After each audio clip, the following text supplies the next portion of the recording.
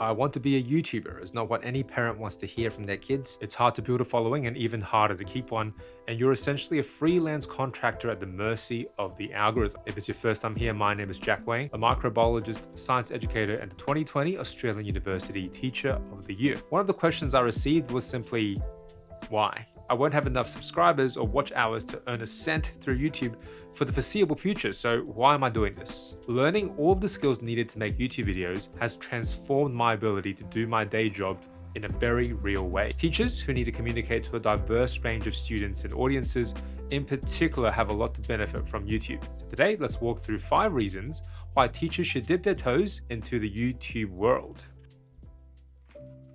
The YouTube algorithm is a bloodbath. It's really hard to get views, whether you have subscribers or not. The algorithm is ruthless, and YouTubers need every trick up their sleeve to grab people's attention, and teachers need to do the same. Every video has a naturally reducing or tapering off retention curve, and that mirrors people's attention spans in in-person or online classes. So teachers need every trick we can have as well. What do YouTubers do? YouTubers have clickbaity or very catchy titles.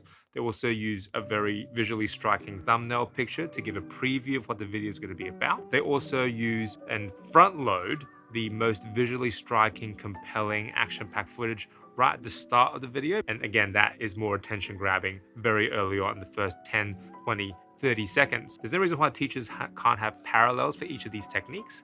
We can rename our classes to be more thought-provoking, more catchy, as opposed to just lecture 1 or class 1. We can also use more visual imagery in the way that we present our materials, both in our lecture slides, as well as how we organize our online learning platforms. In the beginning of the classes, we can put more action-packed content and right at the start as well, more questions, more thought-provoking stimulus in the field. Again, that has the same parallels as what YouTubers do.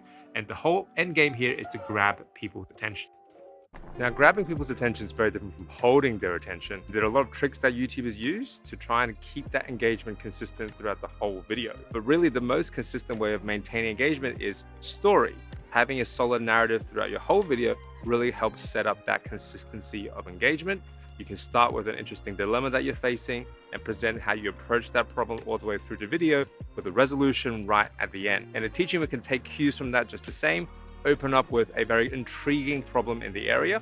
Almost all teaching disciplines have problems or questions that need to be addressed. Presenting the complexity of the problem at the start and gradually showing the piece of the puzzle all the way to the end is really the most reliable way of maintaining and holding their attention. Just like everything in life, right here on YouTube, there are haves and have-nots, and the bigger channels have a whole production team with people to do the sound design, do the animations, do the filming, video editing, the music, you name it. But the vast majority of YouTube channels are actually a one-person production crew. They have to do everything, and they had to become a multi-hyphenate creator skilled in all of these different areas of multimedia creation. And that sense of being a one-person team, a one-person production crew, is not unique to YouTubers. Teachers very much feel that as well. We feel like we're the person that's doing everything in our classrooms. We have to create all of these online resources from scratch by ourselves, but that doesn't mean we can't be more strategic in doing that. We can go about and plan one skill set at a time, how to upskill in more deliberate ways, as opposed to frantically trying to learn all of these skills at the same time. When teaching a topic for the very first time, the most tempting thing to do is to teach it exactly the way you were taught. But you have to really have the perspective to go outside those boundaries, look for creative new ways of communicating the significance of that message. And YouTube, that type of process is baked into the cake. Before you publish any video, you need to go on an extensive search of all the other similar videos that have been published on the topic, because you don't want to reinvent the wheel completely, but you can also see the good ideas other people have had in communicating this topic. The best example of this is when I had to make a video on PCR, polymerase chain reaction. Now, in molecular biology, this is the first technique that most students learn about, so it's been taught in a million different ways. So the last thing I wanted to do was to teach it in exactly the same way. I was boring myself. Searching for PCR on YouTube, I found so many good videos very quickly. I learned a lot about how other people are teaching PCR outside of just how I was taught PCR. And I learned lots of different ways of approaching it, lots of common misconceptions about PCR, jargon to avoid. That really benefited my professional learning as a teacher.